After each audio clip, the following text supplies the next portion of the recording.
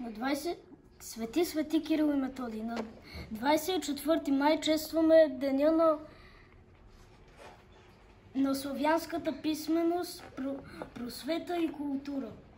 Също така е ден на светите Кирил и Методий.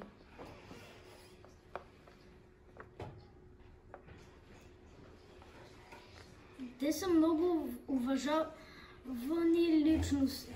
Те са много грамотни и уважавани личности. Около 855 година Кирил се заема да пише най-старата българска азбука – Голицата. С нея дава в начало на българската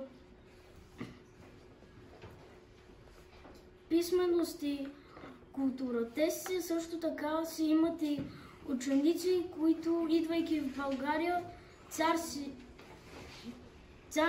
цар Борис I и осигурява услуга. Те правят по-лесно за изписване с букви. Тази азбука бе наречена кирилица.